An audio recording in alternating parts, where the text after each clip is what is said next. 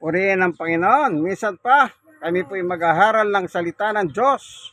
Ayon po sa Magandang Balita Biblia, Catholic Edition. May impis lang po, ano? Pero si Tatay Yogos, meron siyang ginagamit. 27. Ayan, malapad, malaki, oh. 727. Yan. 27. Magandang bagay po na yung salita ng Panginoon Diyos ay binubulay. Kung paano binubulay natin ang ating mga buhay, mas magandang nagbubulay din tayo ng salita ng Diyos. Ang ating pag-aaralan sa hapon pong ito, ang paksa, yun tungkol sa pananampalataya. Kasi po, sa panahon natin ngayon, lalo na po katatapos lang ng bagyong Karina, at salamat sa Diyos, yung Karina po, hindi siya direktang naglandfall sa Pilipinas. Gumilid lang siya sa dagat hanggang sa tuloy siyang umalis. Pero yung kanyang abagat ang nagbigay po ng malakas na ulan. Ano po? Kaya pananampalatayang paksa kasi po, tignan natin yung nakasulat sa Lucas. Tatayogos, ano, Lucas po. Meron tayong babasahin dito. Yan. Sa Lucas 21, ano? Pero ganun pa man, mananalangin muna tayo. Panginoon Diyos, samahan mo po kami sa aming pagbubulay ng Ebanghelyo sa oras pong ito. Buksan mo po ang puso at isip ng mga taong manonood ng aking munting video. Kung sila man ay naliliis ng pananampalataya, baguhin mo po sila. Hallelujah. Salamat po. I-bless mo po ngayon ang aming Garden Bible Study. Sa ngalan ni Jesus, Amen. Ito po sila.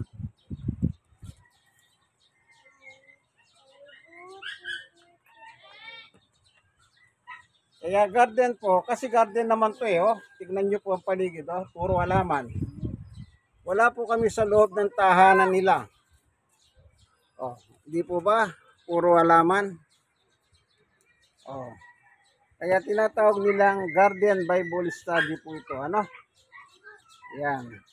Tatay Yogo sa Lucas sa 21, sa 11, pag-ibasa nyo po. Tapos ng 11, pupunta lang po kayo sa 13. Lucas 21, 11, at saka 13. Yun lang po, ano?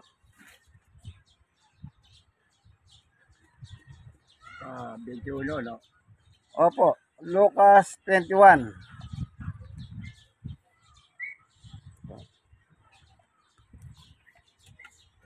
Sa 11, tapos pupunta po kayo sa 13.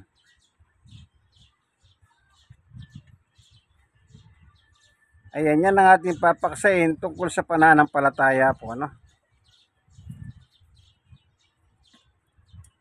Si Tatay Yogos po, siyang nagbabasa. Tignan nyo po ako, may salamin ako. Si Tatay Yogos, walang salamin. Pero, matanda sa akin yan. Nasa edad na 80 na. Oh, hindi siya nagsasalamin. Maliwanag ang mata. Babasahin po, no? Oh, si Tatay Yogos. Lucas 21, kalatang 11.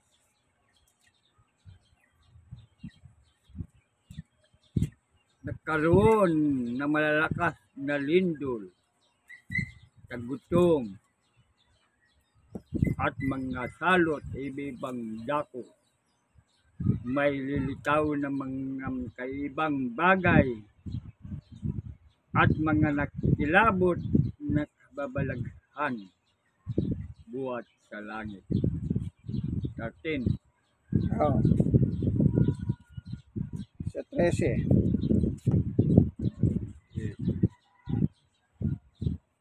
Yun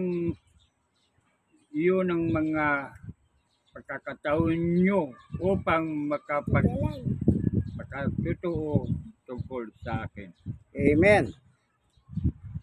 Kung inyong mapapansin yung salita ni Jesus dito, doon sa 11, magkakaroon, sabi niya. Pag sinabi pong magkakaroon, merong pangyayari. Ano? Yan nga po yung pangyayari, yung nakalipas na bagyo nitong araw ng Karina. Malakas po yung abagat. Siya po halos magpalubog po dito sa buong Pilipinas. Sa balita po, napapanood, Luzon, Visayas, Mindanao ang baha. Nakita ko nga po sa Divisoria, meron pang naka-jet ski. Isipin nyo, pandagat lang ang jet ski. Pero sa Divisoria, meron po jet ski. O, di po ba malalim? Yan. At lahat naman ng kapuluhan talaga ay nagkaroon ng tubig. Yan po. Yan. Nang sinabi ni Jesus noon na magkakaroon, talagang nagkakaroon po kasi. May tinapay kami. Tapos may pinis kami. Pero, kung sakaling dumating po yung mga ganito, yung mga disaster, kung dumating man po yan, ang sabi ng Panginoong Yesus sa 13, iyon ang pagkakataon ninyo upang ipatotoo ninyo ako. Oh. Dapat po pala, ipatotoo natin si Yesus sa lahat ng tao. Sa panahon ng mga krisis. Krisis po yan eh.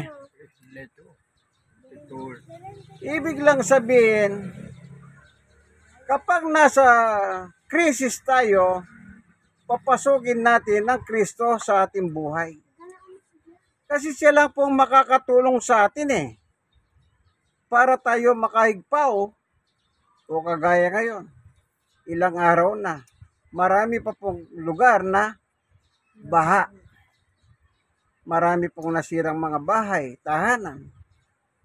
Lahat yan nangangailangan ng tulong mula sa gobyerno.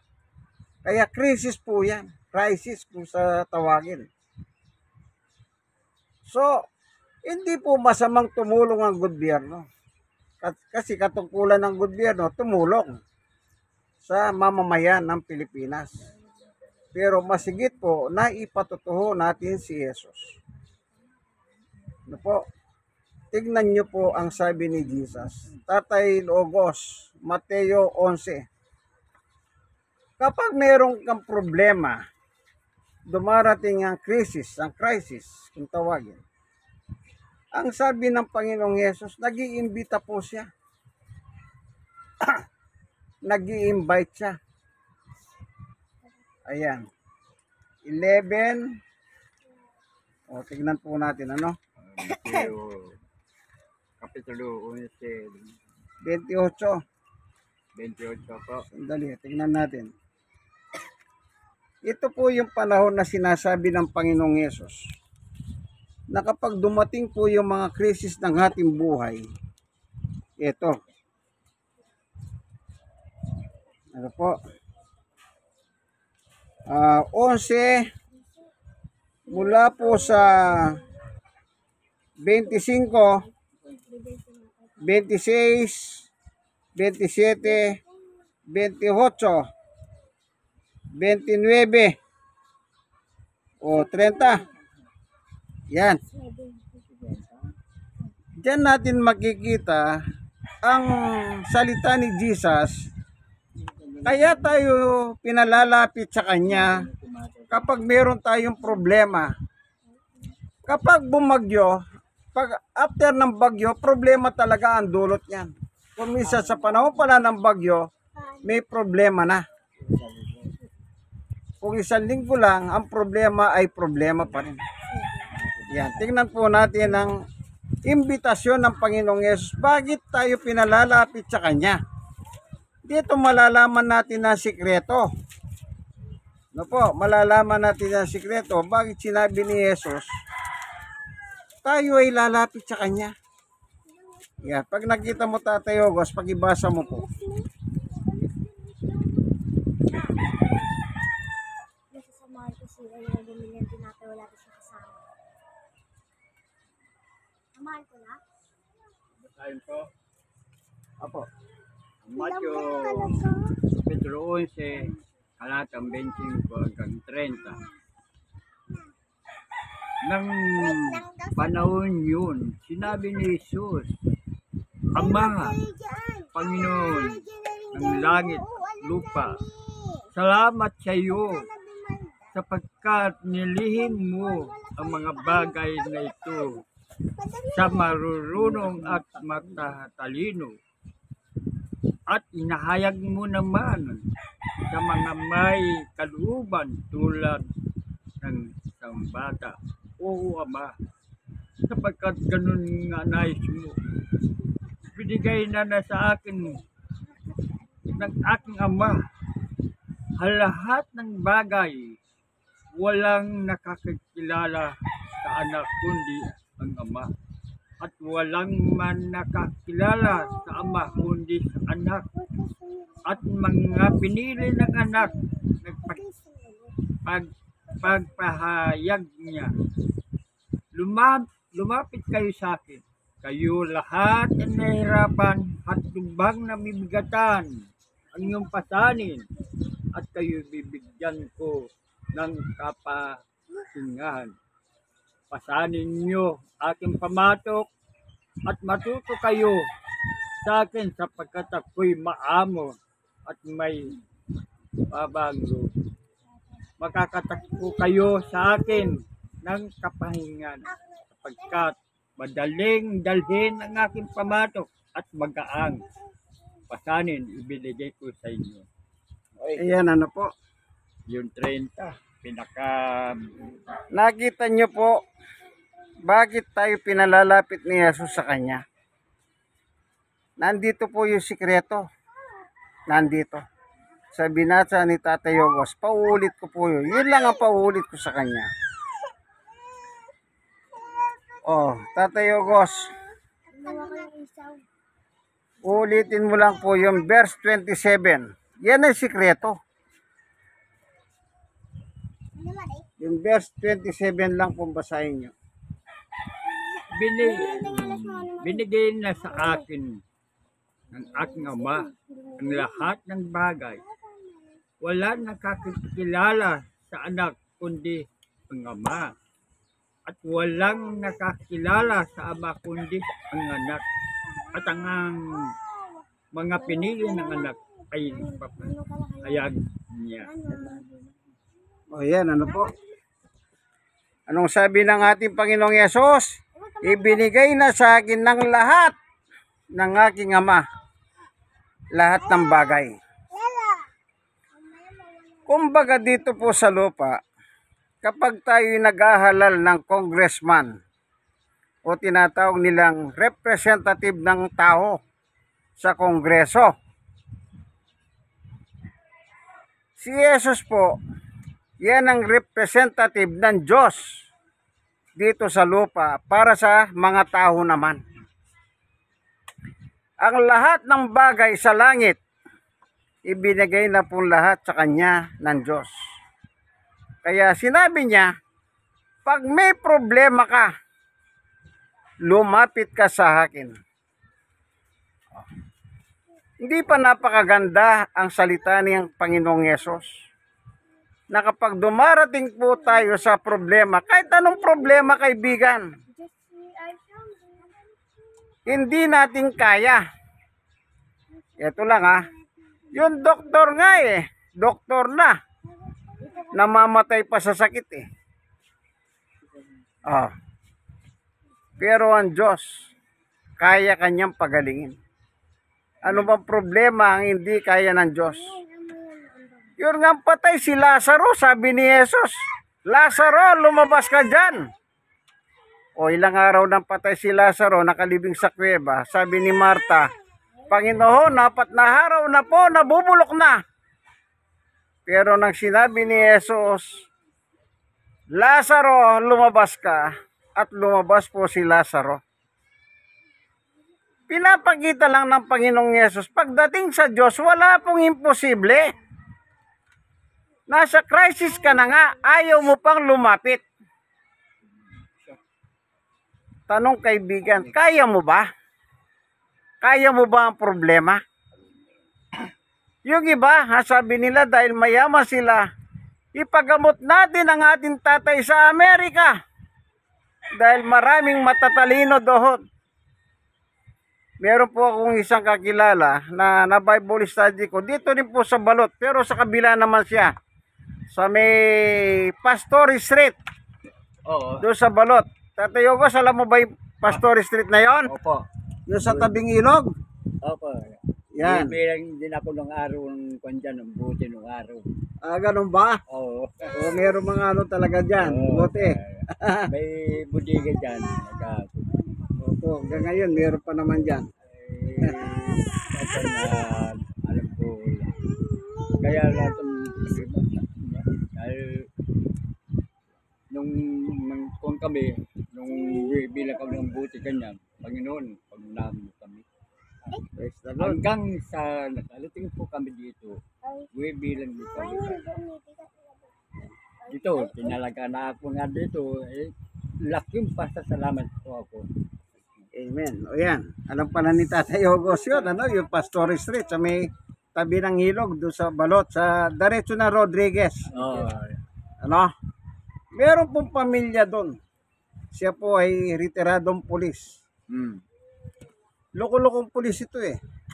Kaya kasi sabi ko loko-loko. Kwento niya sa akin ng buhay niya eh.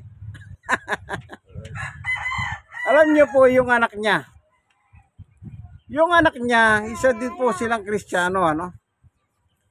May kaya sa buhay. Ngayon po, nagkasakit yung anak. Ang ginawa, nagpatingin po, nalaman niya meron siyang cancer. Alam niyo po ba kung saan siya nagpa-doktor?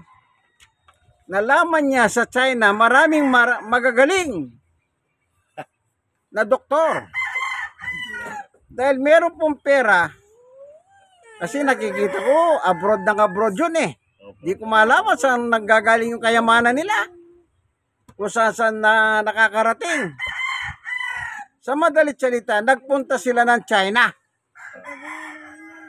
Nagpagamot sa China. Hindi nakalbo. Hindi nalugos yung buhok. Hindi ko siya nakita kalbo, kaya sinasabi ko hindi siya nakalbo. Pero namatay din po eh. Ibig sabihin, kahit anong galing ng doktor, opo. kasi tao lang ang doktor. Merong limitasyon yung kanyang alam. Sabi ko nga po, doktor nga, namamatay na sa sakit, hindi niya kayang doktorin ang sarili niya. Ano po? Pero si Jesus sabi niya, alika. Oh. Ang inalok ni Jesus, hindi ka lang niya pagagalingin sa iyong problema. Hindi ka lang niya pagagalingin. Isasalba pa ni Jesus ang iyong kaluluwa pag namatay ka. Kasi ganun po si Jesus eh. Hindi lang ililigtas ang iyong problema, kundi liligtas pa niyang kaluluwa mo patungo sa apoy ng impyerno. Tignan natin, kaya sinabi natin ng paksa natin pananampalataya kanina, Tatay Ogos, pagibasa mo po ang sinabi ng Panginoong Jesucristo. Siya mismo nagsabi babasahin lang. Sa Gawa 26 po. Tignan natin ang assurance na sinabi ng ating Panginoong Yesus.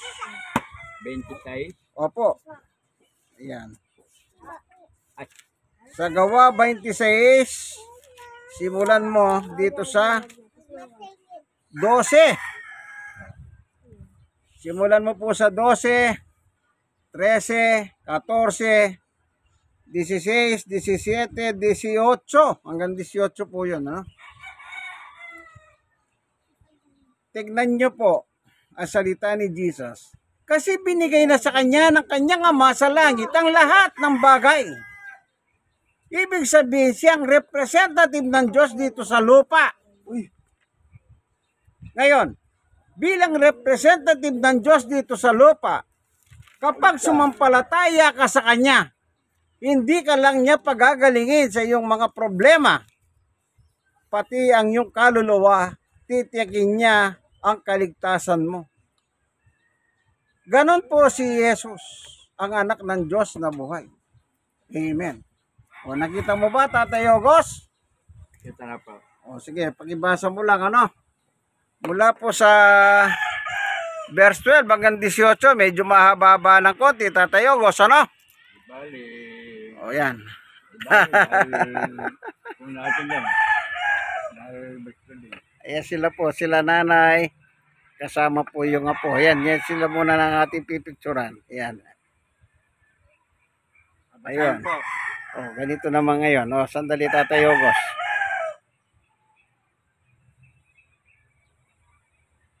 O yan. Sige po, pagibasa niyo po. Yan ang layunin na pagpunta ko sa Damasco. Taglay ang kapangyarihan at paintulot ng mga punong pari. Ng katanghalian tapat, habang kami naglalakbay, nakita kong Haring Agripa, ang isang nakakasilaw na liwanag mula sa langit. Ito'y maliwanag pa kaysa araw. Totoo nakakasilaw ang liwanag sa paligid namin magkakasama. Kami lahat ay natumba sa lupa at narinig ko ang isang tinig na nagsabi sa akin, wikang Hebrew, Saulo, Saulo, bakit mo ako pinag-uusig? Sinasaktan mo ang iyong sarili sa ginagawa mo yan para mong sinisipa ang matulis na bagay. At tinanong ko, sino po kayo, Panginoon? At kanyang sinabi, ako si Isur na iyong inuusig, tumayo ka. Magpakita ako sa iyo upang itinalaga ka bilang aking lingkod at pagtutoo tungkol sa mga nakita mo ngayon at sa mga pinakita ko pa sa iyo. Niligtas kita mula sa mga kababayan mong Hudyo at ngayon din sa mga hintil kung saan kita isinusugo. Mumulat mo ang kanilang mga mata. Ibabalik ko sila sa kaluwanagan mula sa kadiliman. Ililigtas sila sa kapangyarihan ni Satanas at ibabalik sa Diyos. At sa pamagitan ng papanampalataya nila sa akin, sila'y patatawarin sa kanilang mga kasalanan at bibigyan na lugar kasama ng mga taong ginawang banal ng Diyos. Amen. Napakaliwanag po, no?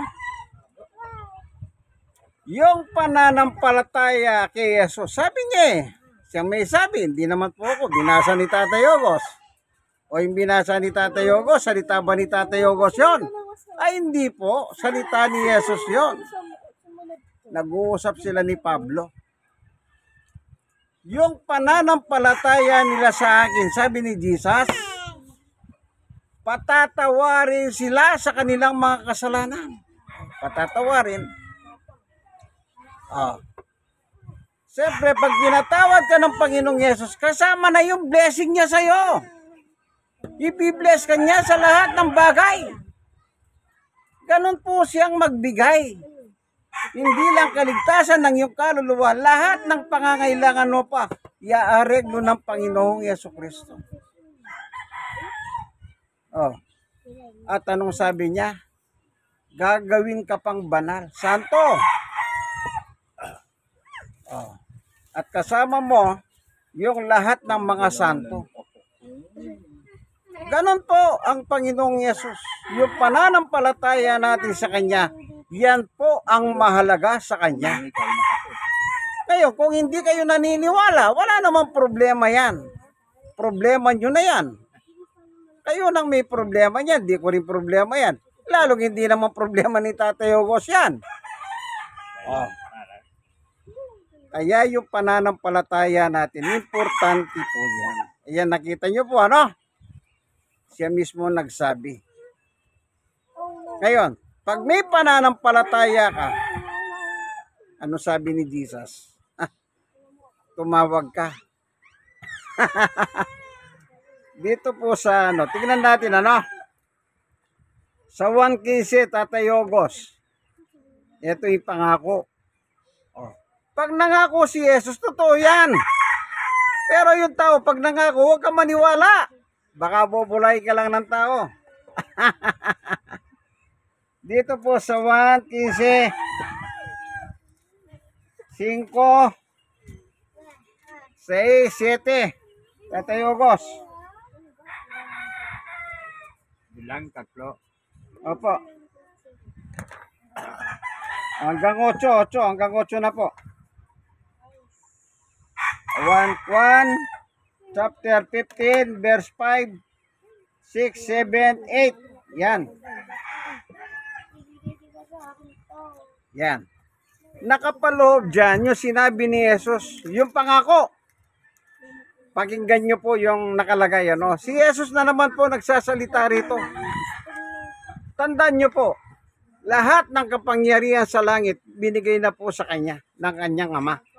Ang Diyos Ama sa langit. Kaya, pag lumalapit ka sa Kanya, para ka nang lumalapit sa Diyos sa langit. Kasi po, siyang representative ng Kanyang Ama sa lupa. Po, tandaan nyo po yan. Kung meron mang congressman na inaalal sa kongreso, meron din pong representative ang Diyos ang kanyang anak na si Jesus. Okay? Nakita mo na ba, Tatay Ogos? Opo. Sige, pag-ibasa niyo po. No? Chapter 15. 6. 15, 6. 5, 6, 7, 8. Kaya? Ako ang puno ng ubas at kayo ang mga sanga. Ang nanatili sa akin at ako ay sa kanya. Ang siyang nagbubunga ng sagana kapagkat wala kayong magagawa kung kayo'y miwalay sa akin. Ang hindi nanatili sa akin gaya ng sanga ay tinatapon at natutuyo. Ang ganun mga sanga ay pinitipon, naagis sa apoy at nagsusunog.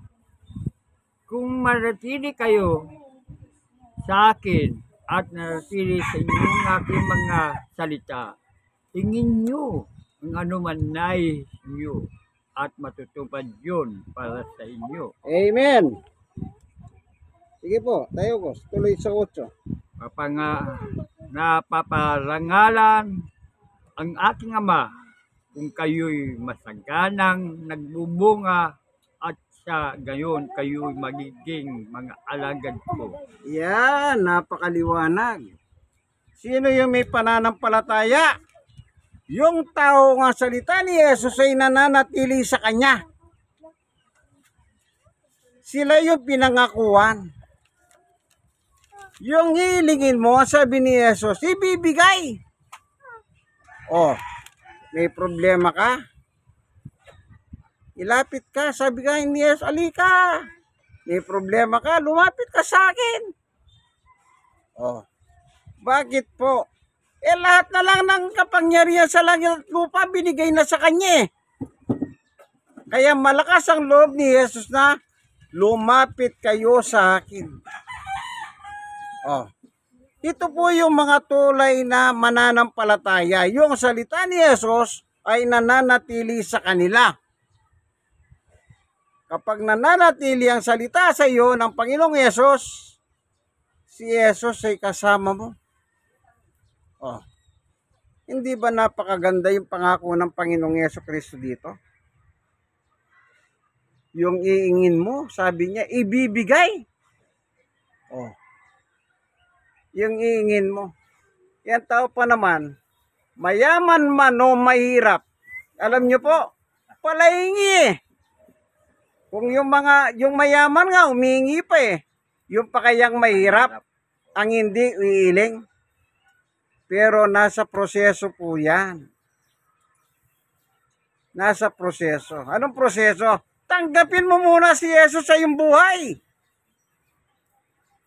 Gawin mo siyang hari ng iyong buhay. Sundin mo siya.